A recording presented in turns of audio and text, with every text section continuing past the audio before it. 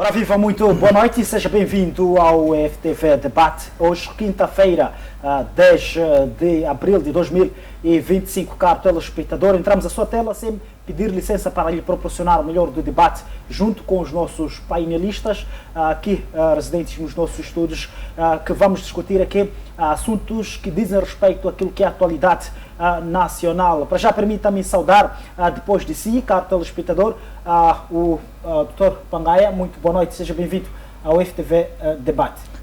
Boa noite para si, Chisupa, boa noite, Dr. Muxanga, boa noite, Dr. Mauro, boa noite, telespectadores. Vamos poder partilhar aquilo que é a conjuntura nacional.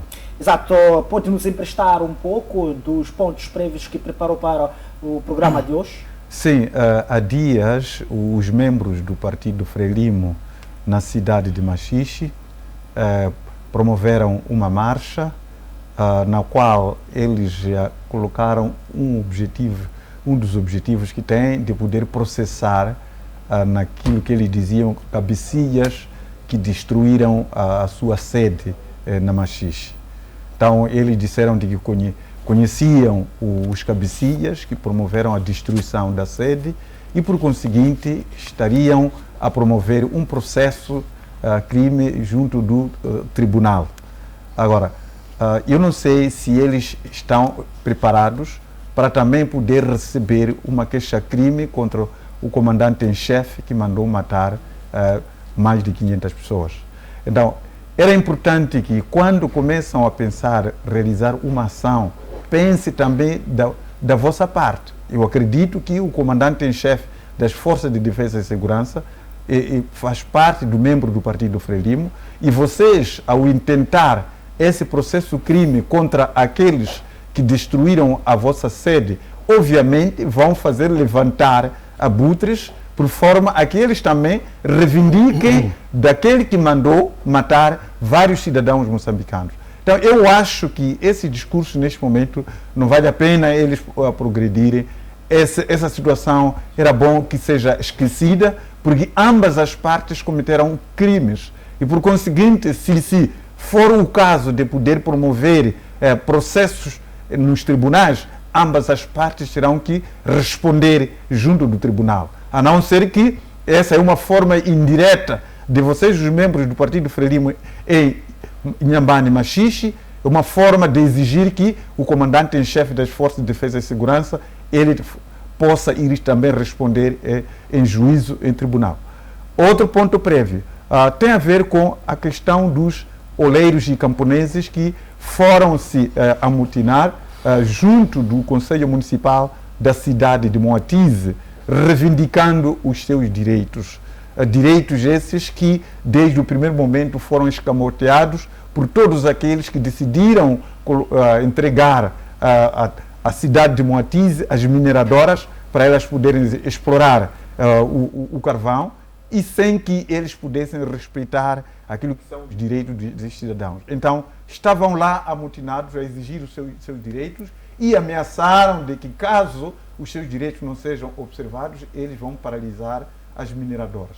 Mas já que há uma situação que o governo deveria ter tomado, ou mesmo as próprias mineradoras deveriam ter tomado em atenção, houve muitos que conseguiram ter emprego naquelas mineradoras, mas, maioritariamente, os jovens, os nativos da cidade de Moatize, do distrito de Moatize, estão desempregados e nem podem levar à situação de se desculpar porque não são formados, porque a maior parte dos jovens se formaram pelo Instituto Médio de Geologia e Mina, que está na própria cidade de Moatize. Muitos deles formados nessa área, efetivamente para a exploração mineira, mas a maior parte deles não está empregado.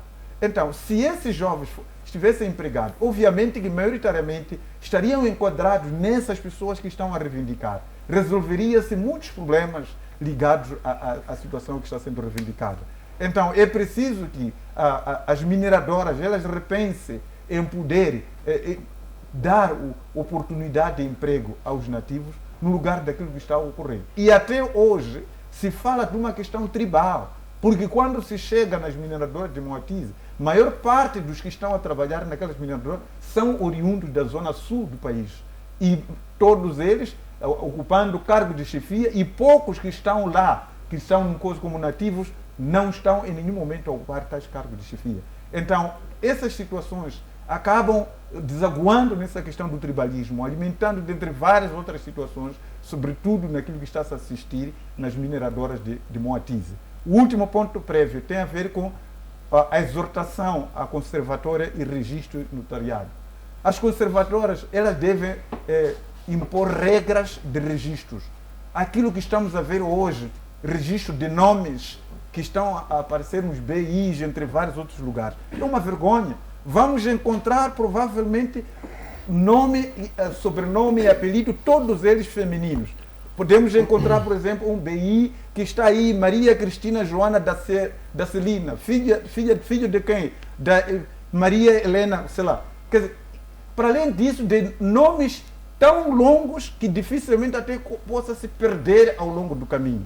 Era necessário que as conservatórias elas estabelecessem regras de registros, porque esta situação até pode propiciar uma situação de criminalidade e na busca desses indivíduos não podermos encontrá-los. Então era importante, é exortado tanto as autoridades ligadas à conservatória e registro notariado que se estabeleça regras de registro de nomes junto desses locais. Muito obrigado. Exato, muito obrigado, professor Pangaia, e também aproveito desde já saudar a doutora deputado Antônio Muxanga. Seja bem-vindo ao FTV Debate. Boa noite, doutor Pangaia, doutor Mauro. Boa noite assim, aos moçambicanos, internautas, a todos aqueles que nos assistem. E podemos já avançar para o nosso ponto prévio. Primeiro, agradecer a Deus pela proteção em vida que tem nos proporcionado, apresentar sentimentos de pesar a todas as famílias que choram os seus entes queridos, rogar a Deus para que acolha a alma dos que merecem para o paraíso. Minhas questões prévias são várias. A primeira é dizer que o processo 51/2022, ação declarativa na forma sumária, já teve o seu desfecho. E o senhor antigo deputado Vuma perdeu a sua ação que tinha intentado contra Silvestre Bila. O Silvestre Bila foi absorvido da dívida que o senhor Vuma queria, correspondente a 368.648,14 meticais, que se diziam que eram resultantes do prejuízo de dano da viatura do senhor Vuma. O tribunal apreciou os fundamentos e chegou à conclusão de que o requerente, neste caso o ofendido, não apresentou tudo o que foi lhe exigido depois de declarado o ato do acidente. Quero usar isto para chamar a atenção aos automobilistas para se fazerem as viaturas junto de toda a documentação necessária, sobretudo o seguro da viatura e tudo aquilo que se exige para, em casos de acidente, as coisas não possam dar efetivamente naquilo em que resultou este processo do Sr. Vuma. É verdade que ainda que este processo tivesse todos os documentos, porque foi um processo movido à custa de má fé e provocação, oportunismo e excessos, não ia para frente. Mas o juiz foi pegar essa parte para dizer que a história do acidente de Vuma, acidentado por Bila, quando o Vuma é quem acidentou o carro de Bila, caiu por terra. Estamos agora à espera do processo que o Bila intentou contra o Vuma, por causa do Vuma ter acidentado o carro do Bila. Porque quem bateu o carro do outro foi o Vuma. O Bila estava à frente, o Vuma bateu de trás. Muito obrigado ao juiz que julgou o caso, e neste caso trata-se da doutora Eza Carlota da Lúcia Matsinha Monjane. Desta vez, podemos dizer muito obrigado, missão cumprida. Depois tenho esta. Este ato intentado por um cidadão que foi, aliás, está a ser perseguido, o senhor Florencio da Silva Massanganho, está a ser injustamente a ser perseguido por uma sociedade anônima de microcrédito chamado Cresceng Microcréditos EA. Esta empresa de microcrédito, com base em documentos falsificados de uma suposta dona de casa, vendida ao senhor Massanganho,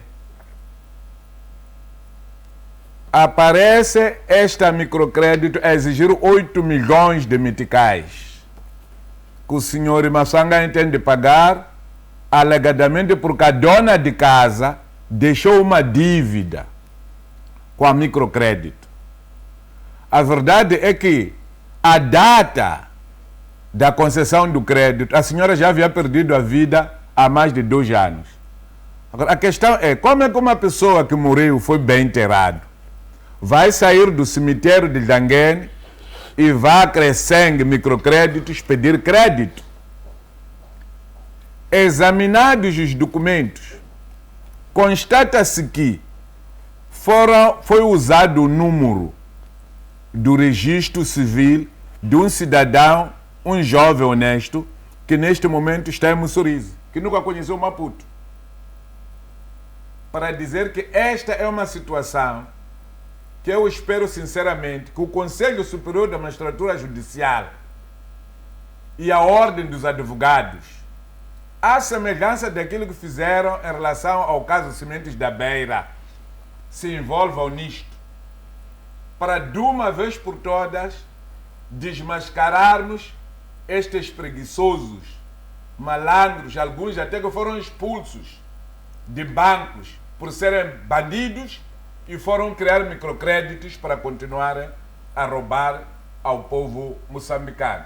Quero estender a minha solidariedade à família Massanganho, aos advogados que assistem a ele e todas as pessoas de boa fé. A casa que querem tirar ao jovem Massanganho custou 30 milhões de meticais.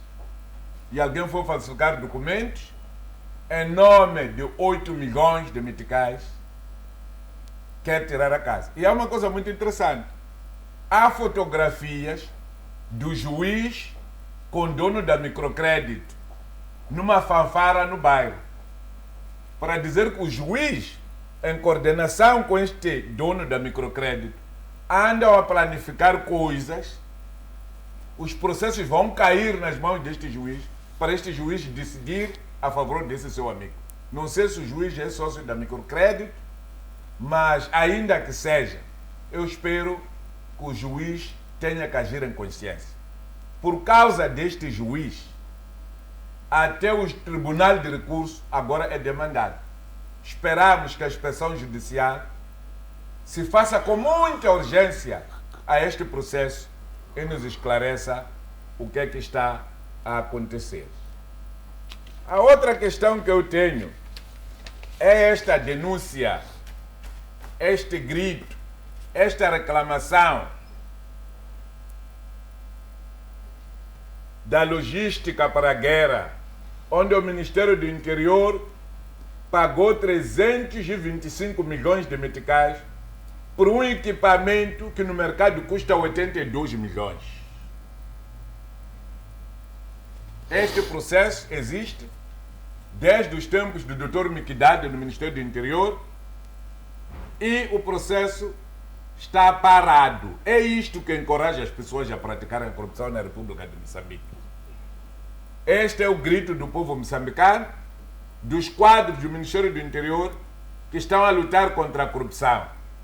Senhor Procurador-Geral da República, peça a celeridade processual para que este assunto feche, para nos provar que o combate à corrupção não é seletivo na República de Moçambique. Há muita vergonha aqui.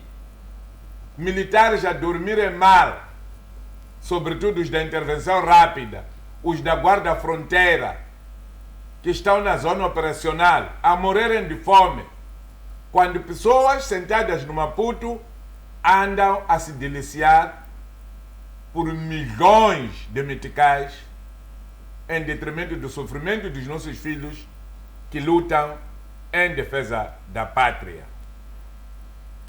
A última questão que eu trago é esta do Sr. Gonçalves Gemus. Segundo o jornal, foi promovido agora a membro do secretariado do Comitê Central da Frelimo. Esse senhor foi administrador em Tete, roubou dinheiro, a Frelimo lhe tirou, foi lhe colocar como primeiro secretário distrital. Agora, como forma de o graciar, foi promovido a membro do Comitê Central, secretariado-geral do Partido Frelimo. Vai trabalhar com o secretário-geral recentemente eleito. Esta é a mão de Chapo. Aqui fica claro que Chapo não vai combater corrupção nenhuma. Chapo, pelo contrário, vai proteger os seus. Vai se concretizar aquilo que Sua Excelência Oscar Monteiro, antigo ministro na presidência na governação de Samora Machel, ministro da administração estatal no governo de Joaquim Chissano e Samora Machel, disse: na Frelimo, cada ciclo cria os seus empresários. Estamos agora à espera de ver novos empresários do ciclo de governação Chapo. Isto envergonha o país. Muito obrigado. Exato, muito obrigado, deputado Muxanga. Passo já desde o momento a saudar o Dr. Mauro Silva. Seja bem-vindo ao FTV Debate. Pronto, boa tarde a si e aos meus colegas de painel, são extensíveis os cumprimentos e boa tarde aos telespectadores. De momento não tenho ponto prévio. Obrigado. Exato, muito obrigado, caros painelistas e assim, caro telespectador que nos acompanha nesta hora. A partir de um pouco mais de 20h45 entramos na sua tela para lhe proporcionar este debate. Para já nós vamos tratar hoje neste espaço 4 temas importantes, assim que o tempo nos permitir. Primeiro vamos falar da chama da unidade nacional, esta chama que foi lançada pelo Presidente da República de Moçambique, e também vamos falar da questão do ambiente que paira na Confederação das Associações Econômicas de Moçambique, que já está agendada a Assembleia Geral para dia 14 de maio, pelas 9 horas, para a eleição do Presidente da Confederação. Assim, depois vamos falar um pouco sobre o desaparecimento de 500 milhões de meticais nos cofres da ANH, e se o tempo nos permitir vamos falar desta fundação do partido do Venâncio Mondlane, processo em que está a correr em meio a este registro. Para já, para este primeiro tema, a questão da chama da unidade nacional, eu já vou convidar ainda o Mauro Silva. Boa noite mais uma vez. Eu gostaria que fizesse uma análise sobre o lançamento desta chama de unidade nacional em meio aos 50 anos da independência de Moçambique, depois que se viu o país entrar numa crise, tanto como política e social, e esta chama, o que representa, o que pode trazer de novo para os moçambicanos? Bom, super. Obrigado pela oportunidade da fala. E obrigado pelo tema que aqui vamos debruçar. Pronto, a chama da unidade nacional, ele tem um contexto para aparecer neste momento, e até coincide com o período da crise pós-eleitoral. Talvez seja isso que afete a mente das pessoas, e as pessoas até questionem sobre os valores a serem aplicados para a chama da unidade nacional.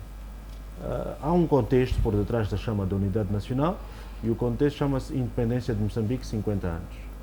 Obviamente que esta chama visa recordar a todos os moçambicanos que Moçambique é um país independente, mas antes de Moçambique ser um país independente, houve o engajamento dos moçambicanos para fazer com que este Moçambique fosse independente. O que é que eu estou a dizer? há uma história por detrás de 1975, 25 de junho, que foi a união, a junção, a percepção dos grupos que tinham que ser unidos para levar Moçambique, terra que estava a ser colonizada, os moçambicanos estavam a ser colonizados, sentia-se na pele, sentia-se no dia a dia aquilo que era a exclusão do moçambicano, principalmente aquele que não tinha mesmo acesso aos serviços básicos ou pelo menos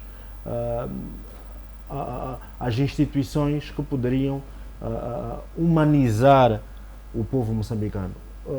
Dito isso, 1975 foi um marco importante para fazer com que Moçambique se tornasse independente e daí os moçambicanos, através do movimento chamado Frente de Libertação de Moçambique, pudessem de forma conjunta fazer com que Moçambique fosse o país de todos os moçambicanos, onde 10 milhões de pessoas agora pudessem escolher os seus caminhos e também pudessem ver o que seria melhor para cada um deles. Agora, 50 anos depois, sim, é importante haver uma reflexão. E a reflexão e a crítica que vem nas esferas de opinião pública tem alguma razão de ser. A razão de ser é, sim, são 50 anos de independência, todos nós temos que estar engajados nesta luta, cada província, cada distrito onde a chama da unidade nacional vai fazer a sua passagem, deve recordar que moçambicanos morreram para conseguirmos esta independência que temos. Infraestruturas foram destruídas para termos a independência que temos. Pessoas se sacrificaram em benefício de todos os moçambicanos para termos aquilo que nós temos hoje. Contudo, há um porém. Tem a ver com a qualidade da nossa democracia de 50 anos depois. Isto tem que ser, sim, também colocado dentro daquilo que é o cesto, passa a expressão cesto, da chama da unidade nacional, porque não existe bela sem senão. E o senão, neste momento, é o desafio que Moçambique vive, é a perspectiva cada vez mais visível de que os moçambicanos estão cada vez mais a pensar numa desunião. Mas porquê? Perdão? Porque existem serviços que não chegam a todos os moçambicanos. Serviços de qualidade, acima de tudo, e oportunidades também para todos. Quando falamos de serviços, estamos a falar que até é exemplo de um vídeo que circulou há dias, passa a expressão, de um hospital da praça que fez uma intervenção cirúrgica e que no final do dia esta pessoa, porque sentia-se ainda incomodada, teve que ser levada à África do Sul. Significa que ainda não temos em perspectiva, ou pelo menos de longo alcance, ou de médio e longo alcance, aquilo que seriam serviços básicos, particularmente para a área de saúde, onde tivemos que levar nosso concidadão para fora do país para ser tratado. Aliás, até foi extraído ali uma espécie de pano ou uma compensa, eu não sei o que é aquilo, e até poderia pedir às autoridades que têm a área de saúde ligada a ela ou vinculada a ela para nos poder explicar com exatidão sobre aquela peça, porque qualquer moçambicano que fosse a ver aquilo, com certeza vão sentir-se horrorizados ou pelo menos com algum receio de poder se dirigir àquela instituição ou àquela unidade sanitária, de modo que pudessem ser feitas aí algumas operações. Por isso é uma oportunidade legítima desta instituição, desta unidade sanitária, para poder explicar com A mais B o que efetivamente foi aquilo. Então, aquilo surge como exemplo de que ainda existe um longo caminho que Moçambique tem que estar a percorrer, e este longo caminho deve ser encarado como desafiador, mas este desafio é uma espécie do ditado que diz vou pegar dos limões e vou fazer uma limonada. E toda a gente está à espera que essa limonada efetivamente seja feita, porque claro que o presidente Chapo só tem 3 meses, mas o presidente Chapo tem que começar a mostrar com alguma clarividência uma mão dura sobre setores que no final do dia até podem o prejudicar. Então significa que setores como educação, como saúde, setores como das infraestruturas estratégicas para o benefício do povo, estas devem ter ou devem sentir uma mão dura do presidente Chapo. O presidente Chapo tem que encarar com toda a serenidade e com toda a certeza que é presidente deste país e começar a agir da forma mais contundente quanto necessário, de modo a colocar ordem nas instituições que devem ser colocadas ordem, porque a chama da unidade nacional, pelo valor que está a ser colocado, seria também de bom tom se, por exemplo, setores em paralelo fossem também sentidas alguma evolução ou pelo menos algum sinal de que qualquer coisa vai acontecer.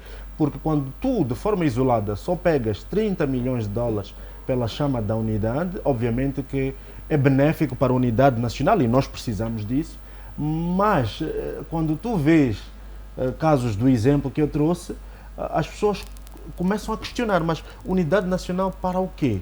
Não é? Unidade nacional se nós temos este tipo de cenários, se unidade nacional se nós temos crianças a estudarem ainda, por exemplo, nas grandes cidades, no chão. Então, é por aí onde os sinais devem ser emitidos e devem ser traduzidos em casos concretos, de que, apesar de estar a ser utilizados 30 milhões para a unidade nacional, para a chama da unidade nacional, que é um ato positivo, que é um ato que de facto vai ser mobilizador e engajador para o povo moçambicano e fazer as ligações entre a zona rural e as zonas urbanas, porque mesmo aquele que está em Nangade já tocou a chama da unidade nacional e mesmo aquele que esteja em Machase também vai tocar, e aquele que esteja em Chibababa vai tocar, e aquele que está em Panda vai tocar, e aquele que está em Maputo também toca, mas existem coisas muito maiores por detrás que de facto devem mostrar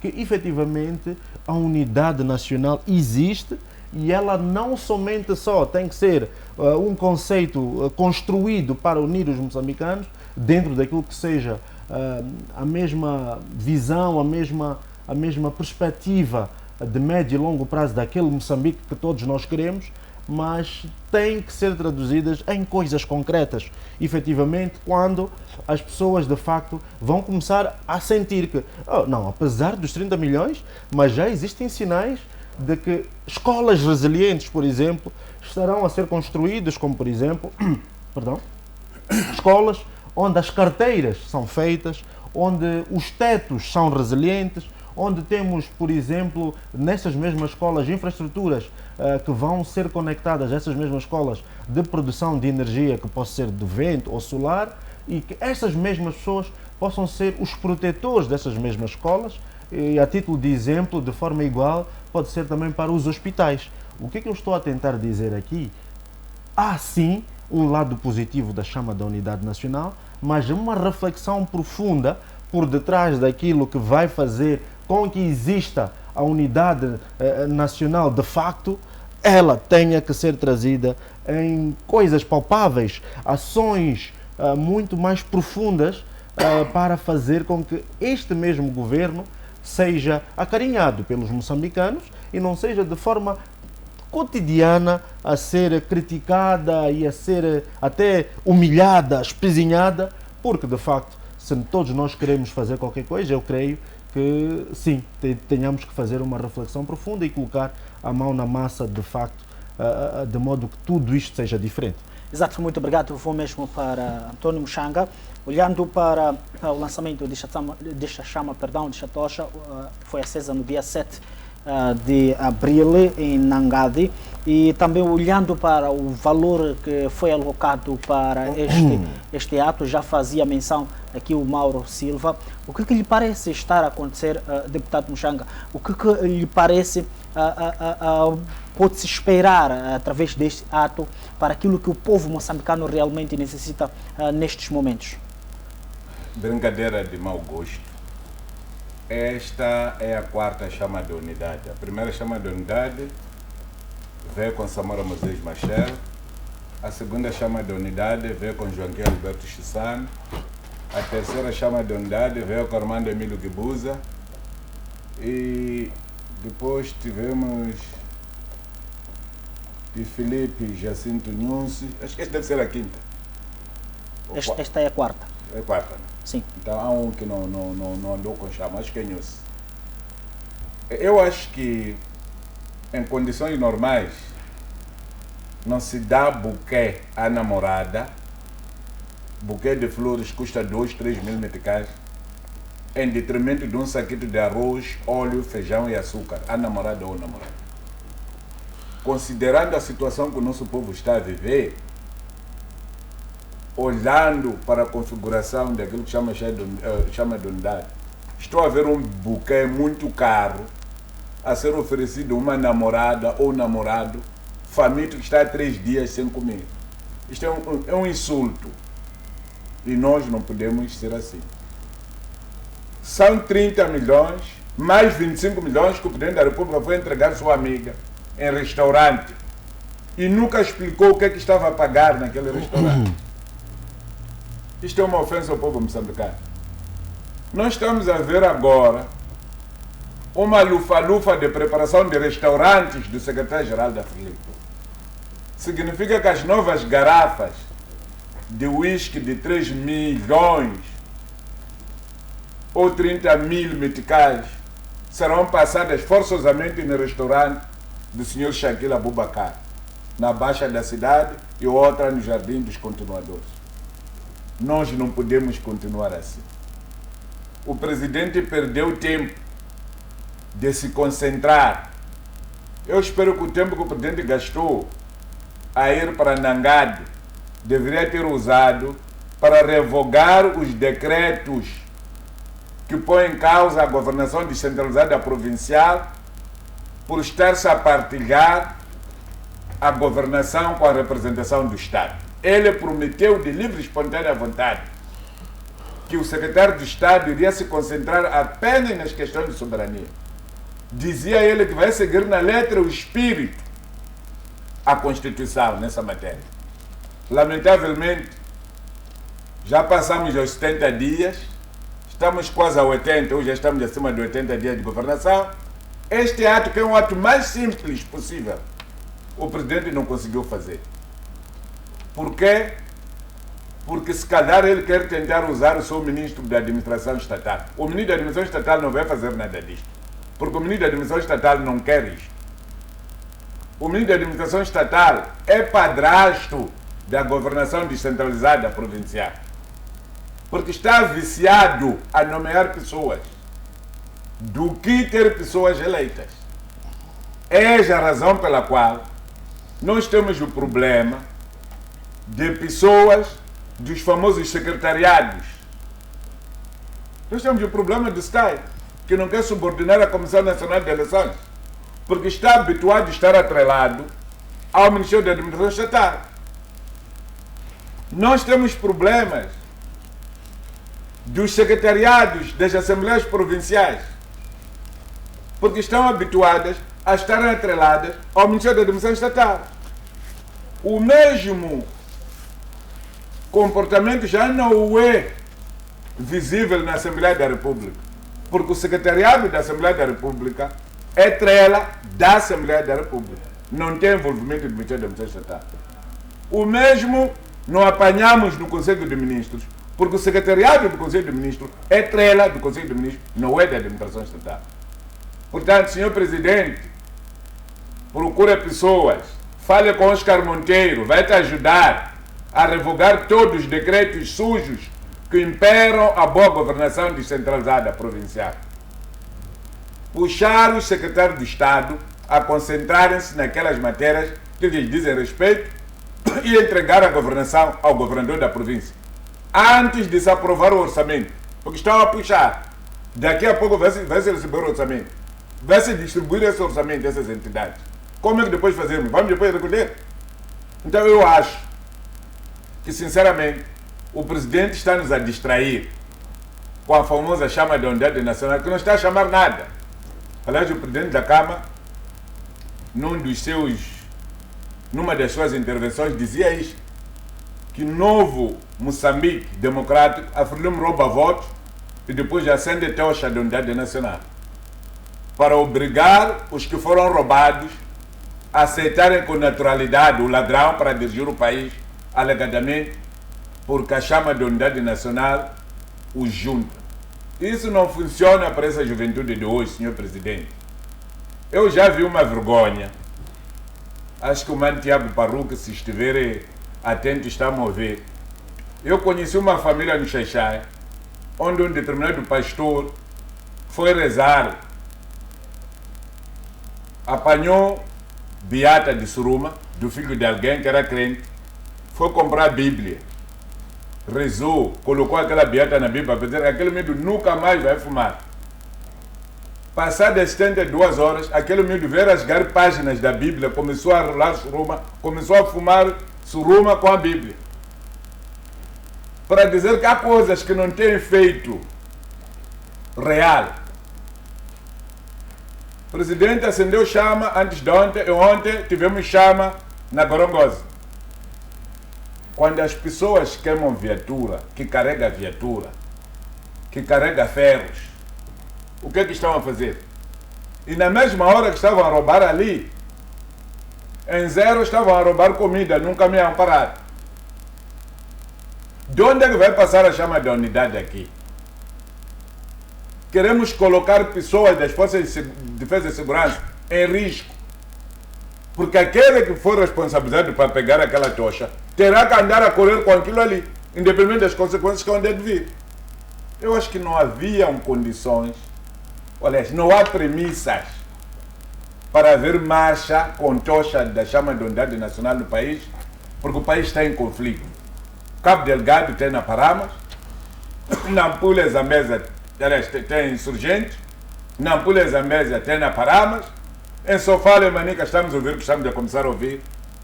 E aqui no Sul, a qualquer momento, as manifestações podem arrebentar.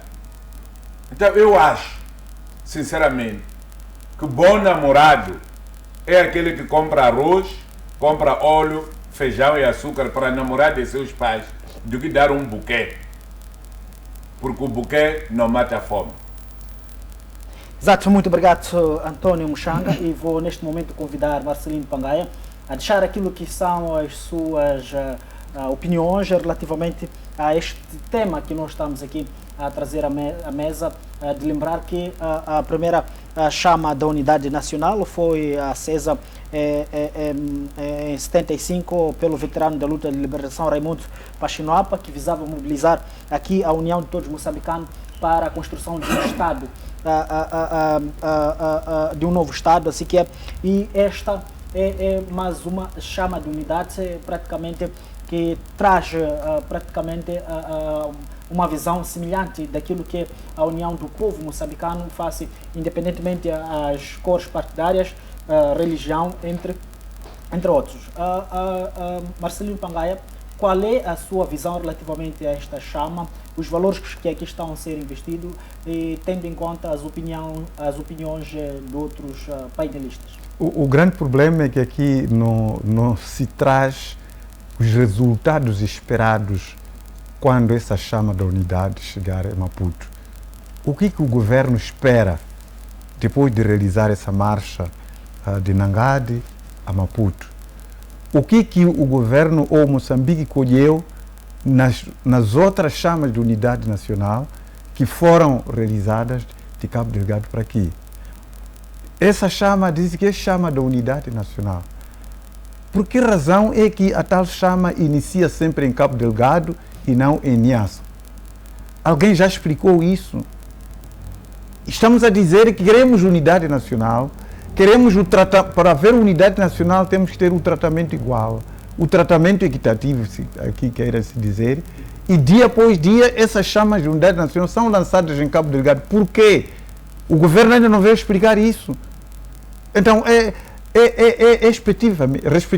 de fato um espetáculo que está-se a realizar, um espetáculo gratuito, que se gasta dinheiro, que mostra efetivamente a inoperância desse governo, da mesma maneira que nós vimos aquilo que é o cumprimento de um plano foi feito por esse governo de 100 dias, que foi cumprido apenas na metade, que se calhar a metade até foi declarada. Como é que alguém senta e faz um plano e só consegue cumprir a metade? É como um estudante não pode vangloriar-se de uma avaliação de 0 a 20 valores, tenha 10 valores. Esse governo teve 10 valores no cumprimento do primeiro plano que ele faz. Logo mostrou aqui um fracasso no concernente à planificação. Que plano nós esperamos deste governo que nos traz logo à partida uma previsão de 100 dias e cumpre apenas na metade?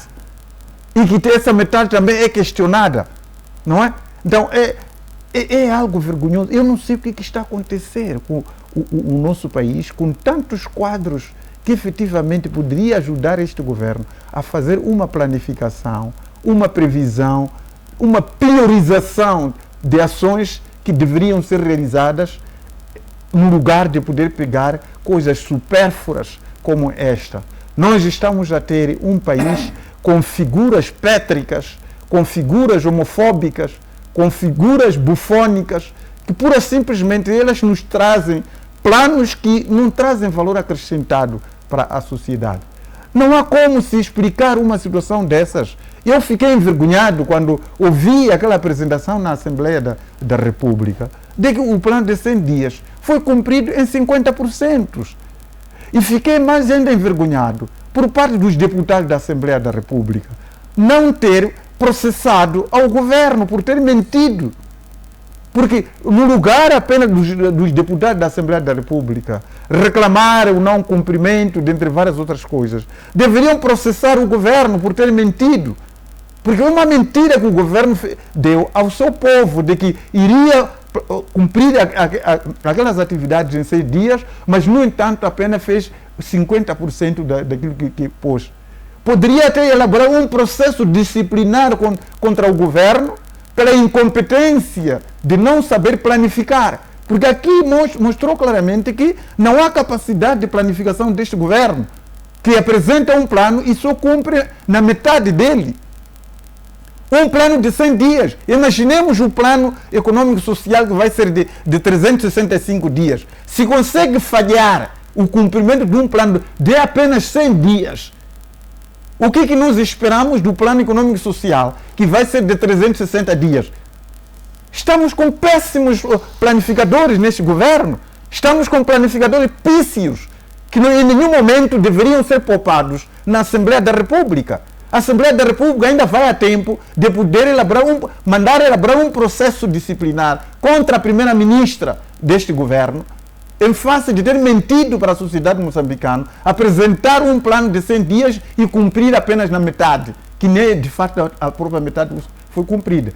Tenho muita pena dos deputados, dentre várias outras questões aqui. Os ministros foram passear a sua classe ali. Os deputados pura simplesmente estavam ali a lamentar. Vi aí o ministro, o João Matombe, o ministro de Transportes, Comunicações e Logística, a vir dizer de que a LAM foi prejudicada naquelas situações todas. No entanto, tínhamos ali uma empresa que estava a gerir a tal empresa, uma empresa sul-africana, mas que essa empresa não pode ser responsabilizada porque o contrato elaborado não tem nenhuma cláusula que responsabilizasse, portanto, a tal empresa. Que brincadeira é esta? Um contrato que se elabora e não tem responsabilização. E, pura simplesmente, os deputados engoliram essa informação e não elaboraram logo um processo crime contra o governo. Como que aceitou um governo mandar assinar um contrato que não existe responsabilidades de ambas as partes? Há um desfalque na LAM. E tínhamos lá essa empresa sul-africana que estava a gerir a LAM.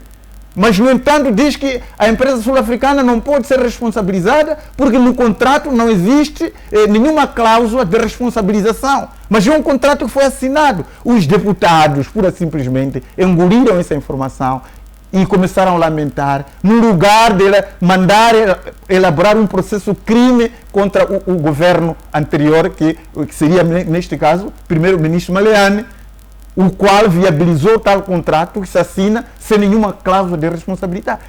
Os deputados pura simplesmente entraram ali a lamentar apenas esse fato. Basta de lamentações. Se o governo vem apresentar incumprimentos, se o governo vem apresentar situações que consubstanciam ao crime, deve-se mandar elaborar o processo crime contra o respectivo ministério, para ver se eles não hão de trazer relatores consentâneos na Assembleia da República. Não se pode em nenhum momento deixar um ministro a vir falar bujardas desta natureza na Assembleia da República, de que aquela empresa não pode ser responsabilizada porque o contrato não tem nenhuma cláusula de responsabilização. E os deputados da Assembleia da República pura simplesmente ficarem calados e não solicitar um processo crime contra esse ministério. Exato, muito obrigado. Estou-lhe a palavra, deputado Mushanga. Muito obrigado. O doutor Pangaia levanta aqui uma questão que mexe com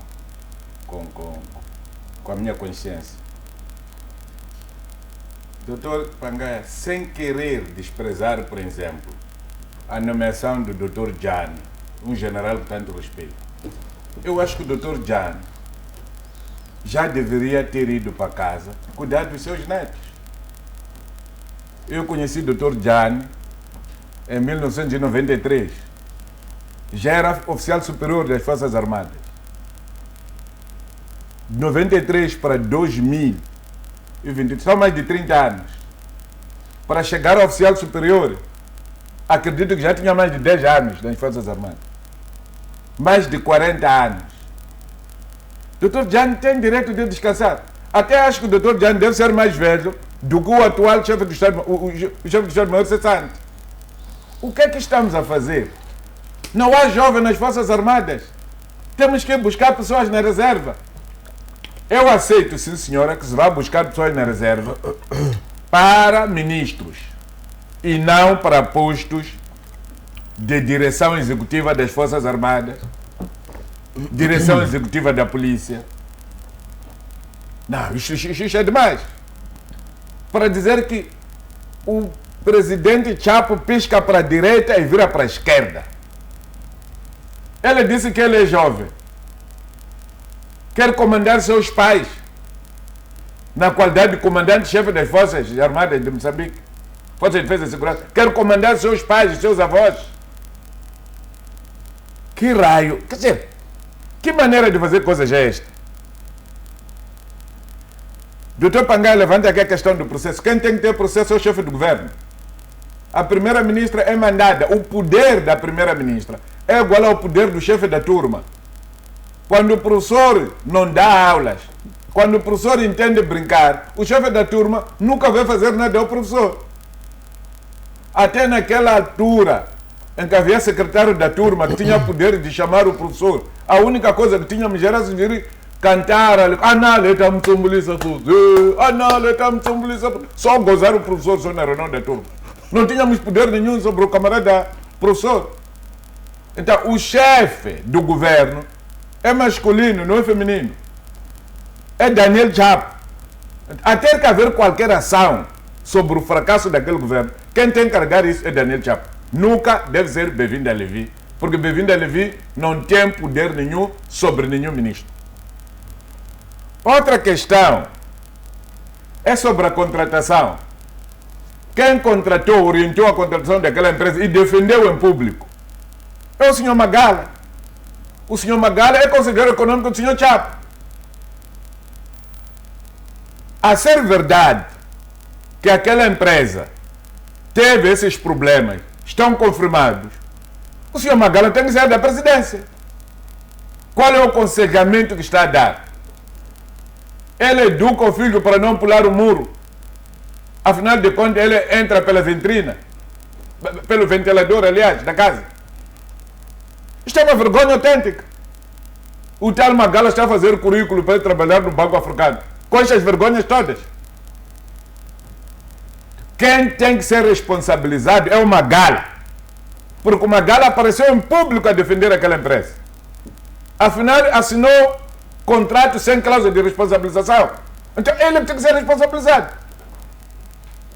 Até com condição de ele ser detido, ir para Linga, onde está o Gregório Leão. Porque também é mais criminoso o Magala. Não podemos brincar com coisas sérias. O currículo de Magala cai hoje aqui. Ubu! Não há nada ali.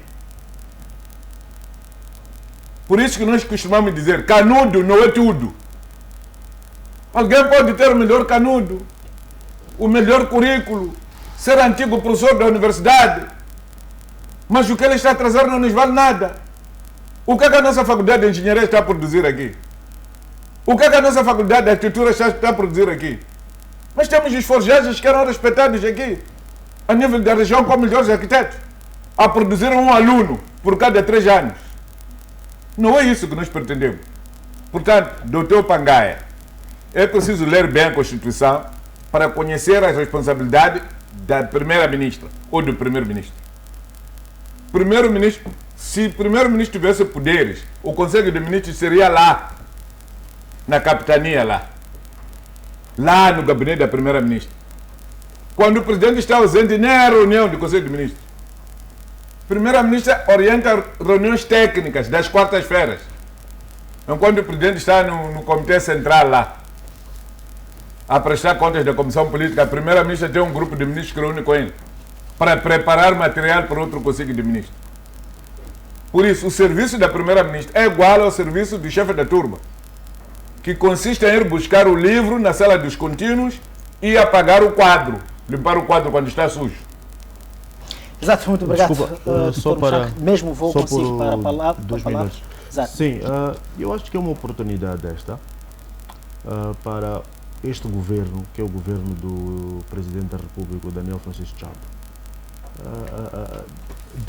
pelo menos começar o próprio Presidente a fazer um escrutínio, porque ele até já tinha dito que aquilo vai ser, a ação governativa vai ser numa espécie de contrato-programa, não é? Em que aquele que tiver nota baixa, esse vai sair. Então é importante que o próprio Presidente conheça o seu elenco, saiba onde é que está a falhar e porquê que está a falhar. E obviamente que tem que se dar sim uma segunda oportunidade. E na mesma segunda oportunidade, caso falhe, eu acho que já não existe mais motivo desta entidade ou esta figura continuar a manchar aquilo que é a governação de um presidente, se calhar, que quer que o motor corra. Agora, também é importante que haja aqui uma visão de longo prazo.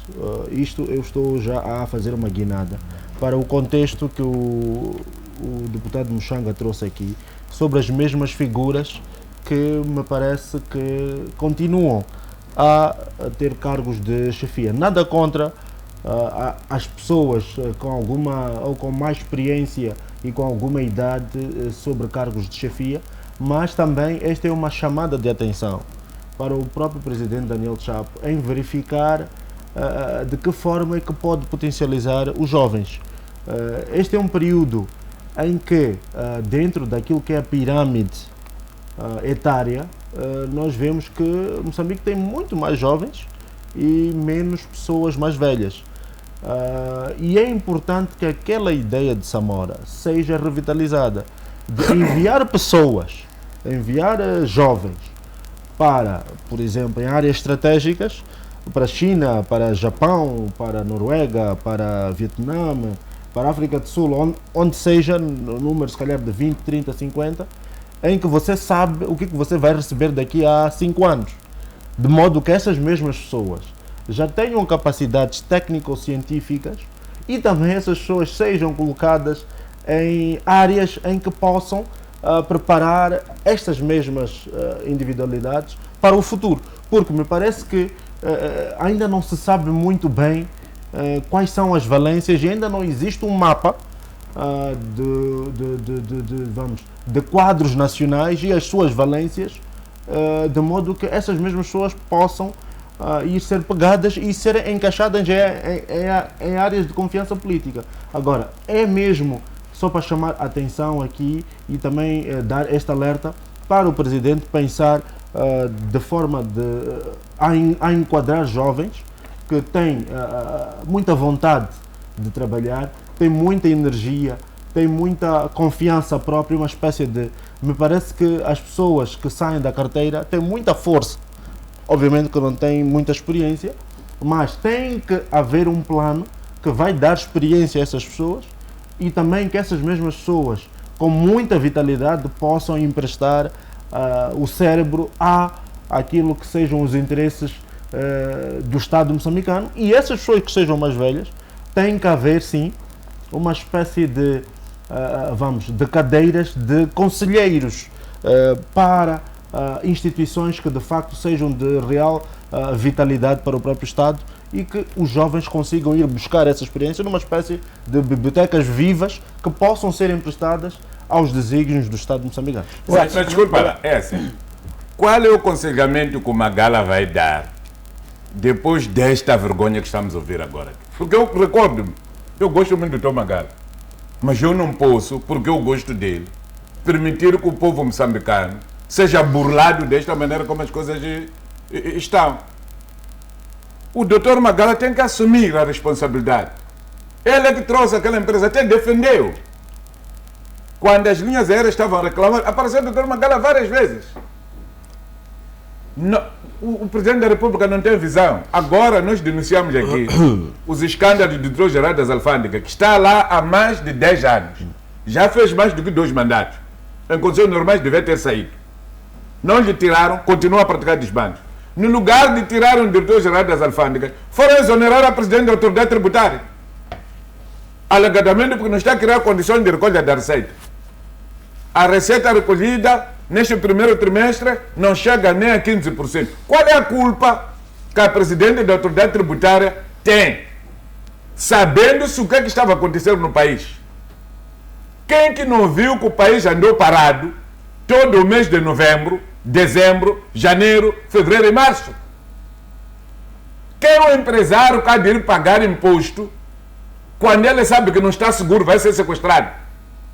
Quem é o empresário que há de ir pagar o imposto com seu armazém destruído? A quem cabia a responsabilidade de assegurar a segurança das pessoas e bens? É o governo. O governo não cumpriu com o seu papel.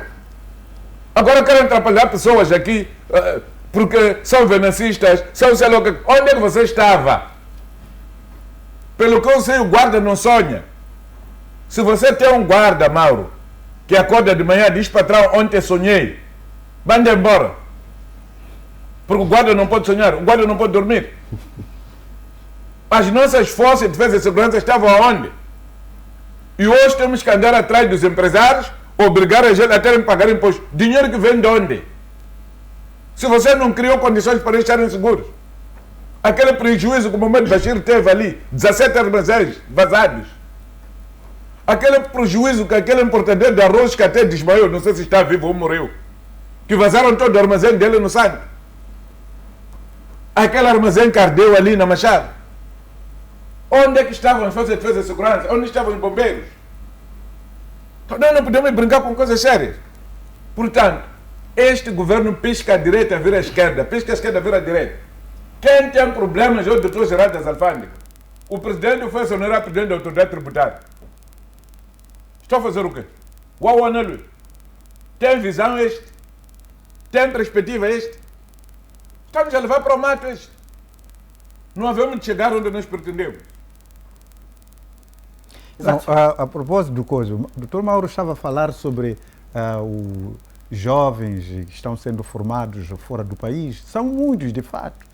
Enquanto eles não fizerem parte do clube de amigos, não hão de ser chamados para lá. Mas é esse governo que mandou esses jovens, deu bolsa de estudo a esses jovens, para irem estudar e buscar experiência nos outros países, voltaram. Estão aqui arrumados, pura simplesmente. Por quê? Porque não são, maioritariamente deles, não são filhos de ministros, não são cunhados de deputados da Assembleia da República, não são, enquanto eles não forem isso, não vão ser chamados para poder realizar as atividades. Mas, no entanto, o governo gastou divisas para a formação desses jovens.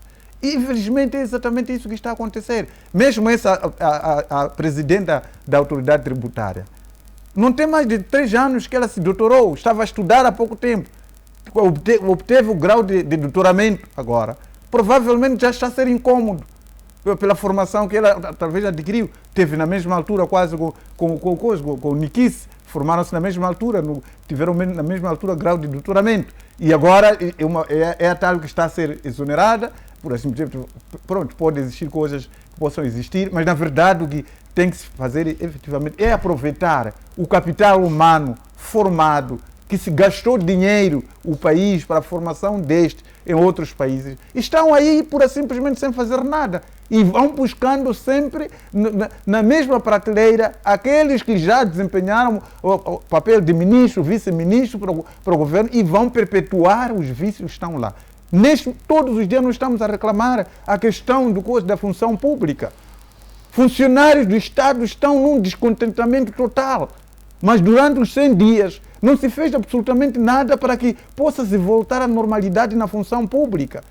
Dissemos aqui que vários funcionários estão há mais de 5, 10 anos sem que entre na Previdência Social. Foram desligados, mas os processos não estão a correr para que eles passem a Previdência Social. E por conseguinte, quando é a vez daqueles que estão na Previdência Social terem benefício, eles não têm. Quando é a vez de benefício daqueles que estão no ativo, também eles não têm, porque nem no ativo estão, nem na Previdência Social estão. O INPISA está ali, conhece e sabe muito bem desse cenário que está ali. Seria um plano de 100 dias, podia ter se enquadrado nisso para ver se vários processos que estão pendurados ali resolvessem para criar situações desse.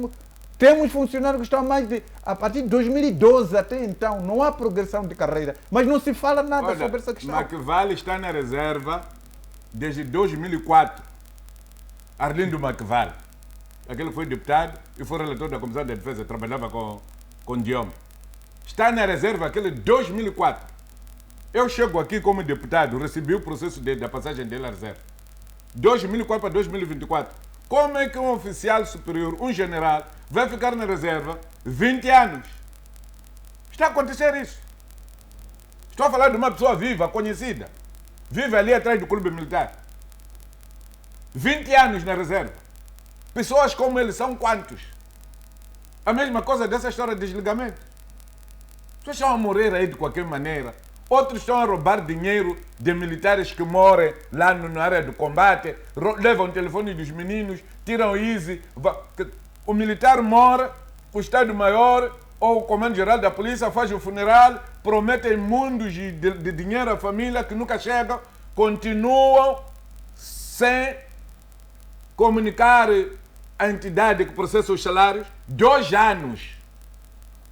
Alguém a comer dinheiro de uma pessoa que morreu. Como compensação, as pessoas deveriam viver de pensão de sangue ou de reforma daquele morto. Estão a passar mal de fome. E temos que bater palmas para Frelimo porque está a acender chama de unidade. Chama de unidade, você a comer coisas dos que morreram? Exato, muito obrigado, caros painelistas. Já outra coisa que estava-se a levantar aqui à mesa de debate é a questão do setor empresariado, que já perderam muito e ainda assim a autoridade tributária não conseguiu arrecadar cerca de 15%, por melhor, conseguiu arrecadar cerca de 15% daquilo que havia se previsto como receita da autoridade tributária. Mas em contrapartida disso já temos aqui uma convocatória da Assembleia Geral para uma sessão ordinária e eleitoral no dia 14 de maio de 2025, aquilo que é a Confederação das Associações Econômicas para a eleição do presidente do CTA. Eu começo mesmo com o Mauro da Silva, depois do não cumprimento daquilo que havia sido fixado pelos órgãos judiciais, que deveria ter acontecido a 8 de maio e agora passou para dia dia 14 de maio e que a data limite da apresentação das candidaturas é dia 24 de abril. Como que Mauro vê esta convocatória para esta Assembleia e quais são as perspectivas que pode se tirar perante a esta sessão que está por vir? Bom, temos que dizer que a CTA é um dos órgãos mais importantes do setor de negócios em Moçambique, setor privado acima de tudo. Mas também a CTA já nos emprestou aqui alguma história, sempre que, quando chegam momentos de eleição, sempre há aqui momentos de grande euforia dentro da classe. Mas também já nos apresentou que sempre também tenta se queimar ou tenta pelo menos se lavar a roupa suja em asta pública. Eu acho que, de forma muito simplista, vou dizer que o seguinte: eu acho que esta classe ela tem que se dar muito mais valor, acima de tudo, porque é a classe que nos representa dentro daquilo que é o setor privado. E muito mais do que nos representar, nós já conseguimos ver que é essa classe que também vai tentar, dentro daquilo que é a viagem, que são as viagens que vão fazendo, tentar ir buscar oportunidades de negócio que no final do dia a gente já viu que de negócios não tem grande coisa. Eu acho que esta própria classe, ela tem que se reinventar e ser uma classe muito séria, que até possa ser esta mesma classe a ser uma alavanca para Moçambique se industrializar. Eu não vejo dentro desta classe como se ela tivesse grande pujança para fazer com que Moçambique saísse desse marasmo em que nós estamos. O que eu vejo, parece que estou a ver um clube de amigos, um clube de pessoas que querem, ao final do dia, discutir sobre os seus interesses fundamentais e até se esquecem que, para eles existirem, existem aqui que são os últimos, que somos nós, os clientes dos seus produtos. É importante que esta classe, neste momento de nova governação até coincide, ela faça uma reflexão profunda sobre o que esta mesma classe pretende ser dentro daquilo que é a esfera de fazer negócios e fazer Moçambique forte e levar Moçambique para além fronteiras.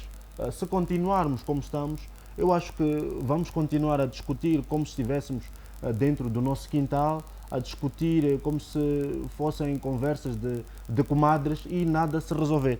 É importante que o comportamento seja mudado em grande medida, de forma a dar uma nova pujança àquilo que é uma associação de empresários, de pessoas que têm grandes empresas em Moçambique e que essas mesmas empresas que mobilizam pessoas, que empregam pessoas, que essas pessoas pagam impostos e que essas mesmas pessoas sintam-se representadas e consigam sentir que de facto estão a trabalhar em Moçambique. Agora, assim como está, creio que a fotografia não saia muito bem e espero eu que esta Assembleia que vai acontecer no dia 14 seja de facto para marcar esta divisão de águas, em que vamos deixar um passado negro e vamos criar um presente e um futuro risonho a esta classe e que haja mudanças de facto. Exato, eu vou mesmo com António Muxanga.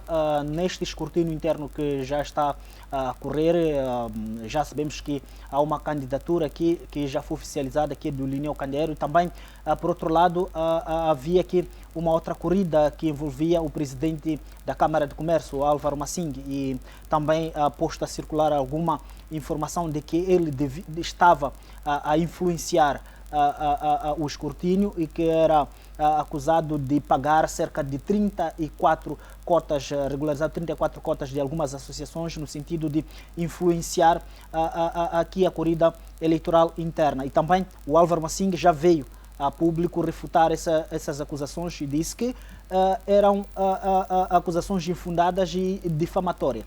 Olhando para este cenário, numa corrida em que já há uma grande expectativa para esta Assembleia, o que lhe parece pode ser da opinião do António Muxanga?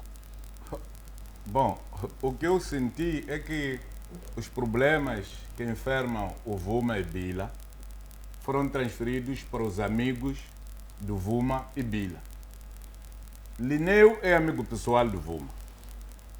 Álvaro Massing é amigo e empresário conhecido da praça, porque se calhar as pessoas não sabem, Álvaro Massing é dono da Sutux. É uma empresa muito antiga. Começa lá. Nos tempos mesmo de vacas magras. E conseguiu resistir. Então, que o Massinga merece, é empresário, como empresa de reconhecido mérito, e que presta serviço, não há dúvidas sobre isso. Lamentavelmente, é amigo de alguém que é inimigo do atual presidente da CTA. Mas a principal questão, o colega Mauro aqui estava a levantar a questão de quem deve dirigir a CTA. Eu acho que CTA é preciso ir buscar o currículo das pessoas. Quem é o presidente da direção da CTA? Quem são os membros da direção da CTA? Que empresas possuem? Quais são as suas empresas? Essas empresas serem publicadas, o povo conhecer para saber qual é o seu objeto. Se estão a cumprir fielmente com a sua razão de ser ou não. Quem é o presidente da Assembleia Geral? É empresário de o quê? Quem são os vogais da mesa da Assembleia Geral? São empresários de que área? O que é que estão a fazer neste preciso momento?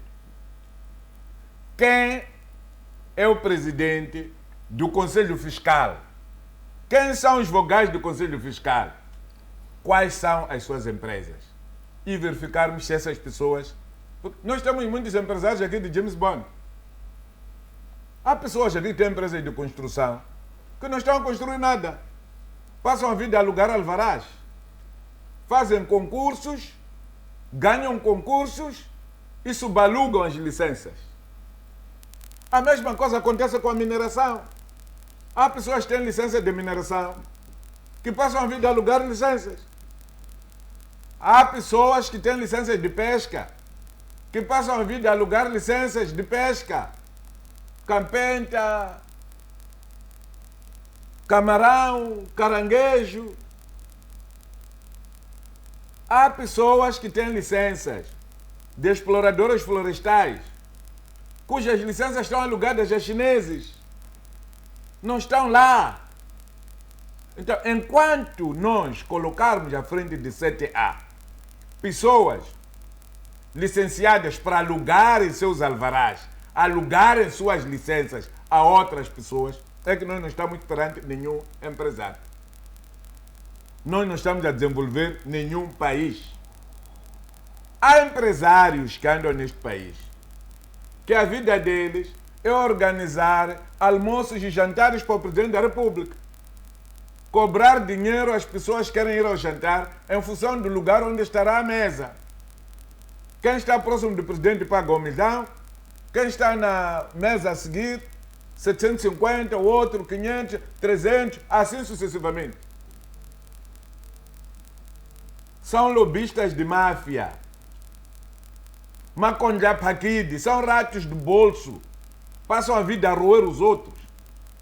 Então, eu gostaria, sinceramente, que agora, ao centrar lá, que Lineu diga é empresário de que área? Álvaro Massinga é empresário de que área? Álvaro Massinga se faz acompanhar de quem? É empresário de que área? Estamos cansados de mafiosos.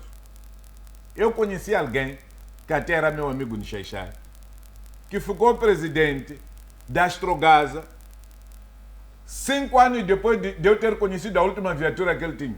Nem carcaça já tinha em casa dele. Já tinha vendido a sucata, mas continuava transportador. Como você é transportador se você não tem carro? Na praça que transporta pessoas. E todos os dias andava ali a perseguir pessoas. Um grupo de mafiosos. São os tais que recentemente criaram problemas em Gaza. Este último bloqueio à Pontinha, a polícia teve que disparar. Não são vendancistas aqueles ali. Tinham bloqueado de Escumbane, tinham bloqueado de Bacia, tinham bloqueado de Xinxai. São os tais. Então, se o Estado quer se organizar, temos que passar de empresários de James Bond e darmos lugar a empresários verdadeiros. E tem que se parar de tirar dinheiro da MCNet, pagar pessoas da CTA. Há pessoas da CTA que ganham 1 milhão e 200 na MCNet. 1 milhão de meticais, 900 mil meticais, 700 mil meticais. Mas já fazer o quê? O que você está fazendo na MCNet? E essa coisa de MCNet traz o quê? Esses senhores da CTA criaram outro absurdo. Na Cala, por exemplo, qualquer pessoa que quer importar, exportar ou importar é obrigado a tirar mercadoria do porto, passar de um determinado local para ter carimbo e pagar dinheiro. Como se a mercadoria tivesse passado do armazenamento naquele sítio. Essa coisa de Kudumba De quem é aquilo ali? Garantir a segurança das pessoas e bens cabe ao Estado. A Kudumba, a maquinaria que a Kudumba está usando vai ser entregue ao Serviço de Contra-Inteligência da Alfândega, órgão soberano do Estado moçambicano, onde devem estar as pessoas de vários ramos. A contra-inteligência militar, a contra-inteligência policial, o Serviço de Informação e Segurança do Estado, a própria contra-inteligência aduaneira. Porque é a partir dali, onde trazem viaturas camuflados de fardo dentro de contentores, a dizer que vão a Cabo Delgado socorrer a população. Quando não há população nenhuma, são viaturas que estão a fazer um quero. Viu agora essa vergonha que apanhou Sersan Garcia? Munições já viram da África do Sul. Aquelas munições vão para onde? São de quem? Já tivemos problemas de armas também que vinham da África do Sul, autorizados por o comandante sei lá o que. Desde quando é que o comandante autoriza a entrada de armamento na República de Moçambique? O que é que diz a lei? Já vimos armas no porto, no aeroporto, de comandante sei lá o que. A virem de Portugal. Chefe grande, perdão, chefe grande sentado na polícia. Não são esse tipo de empresários que nós queremos. Nós precisamos de empresários que nós conhecemos. Este é empresário disto, isto faz isto. E depois que não tem problemas na praça, nem com o povo, nem com o governo, por causa de fazer fornecimentos simulados. Porque há pessoas que passam recibos de mercadorias que nunca forneceram, que recebem dinheiro e estão-se a dividir. Recentemente ouvi um escândalo aqui, de alguém que anda a mandar fazer faturas. Anda a faturar que distribui cloro em Nampula. E não distribui nenhum cloro. Já imaginou o que é isso? Alguém sentado em Maputo, dizer que deu tantas toneladas de cloro em Nampula e Zambeze, e receber dinheiro sentado. É por causa disso que a cólera não acaba lá. Porque há alguém dentro do governo da Frelimo que está a ganhar dinheiro a custa disso. E parte do dinheiro que está a receber é da comunidade internacional. Onde é que nós estamos a ir?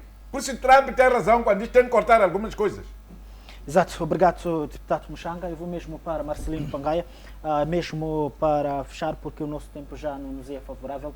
Olhando para este cenário que está a acontecer na Confederação, qual é a sua posição? Olha, é assim, nós temos que analisar por que tanto barulho na CTA. O que é que existe de fato na CTA para ver esse tanto barulho, tanta disputa? Por várias vezes temos estado a assistir e ouvir esse cenário que está a ocorrer hoje em dia. Eu acho que vale a pena poder analisar e perceber que negócio existe aqui, ao ponto das figuras estarem a gladiar por causa desses postos. O que efetivamente estão a ganhar esses senhores?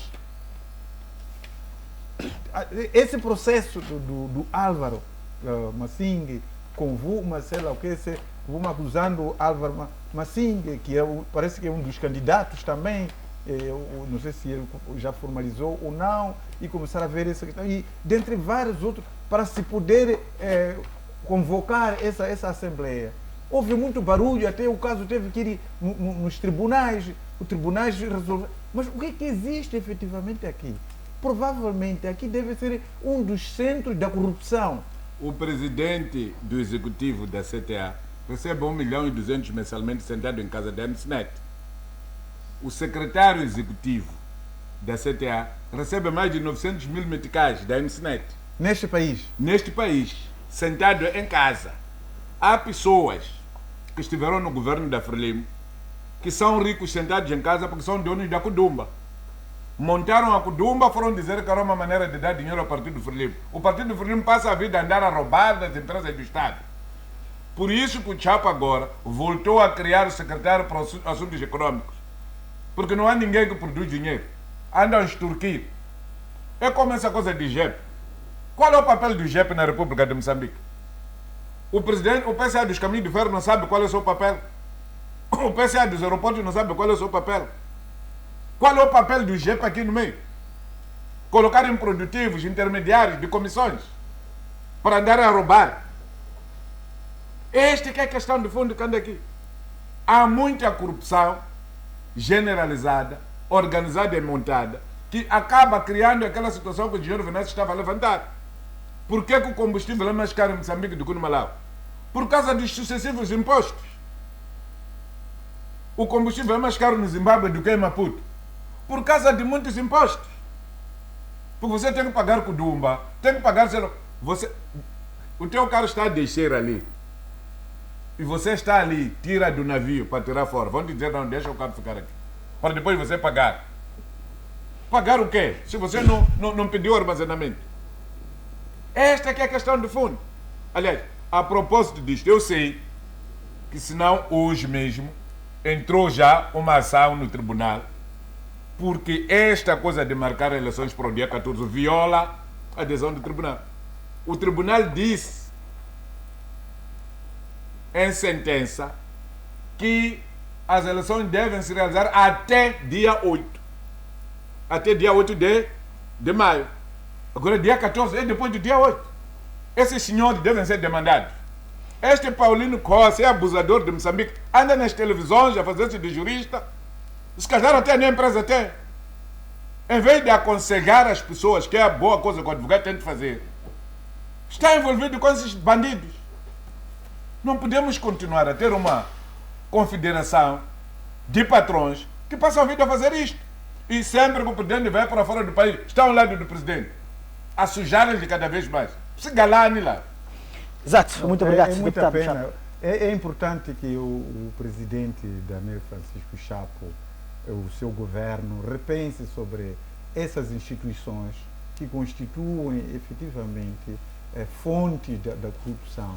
Aquelas que existem pura simplesmente para cada vez mais desgraçar este país, desgraçar a sociedade.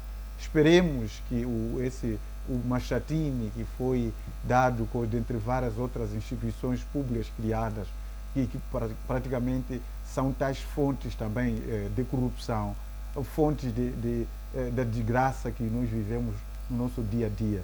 Muitas instituições para poder realizar a mesma tarefa, aquilo que o deputado Muchanga estava a dizer, e que acaba, portanto, subfaturando algo que chega no consumidor com um preço tão absurdo que não imaginemos.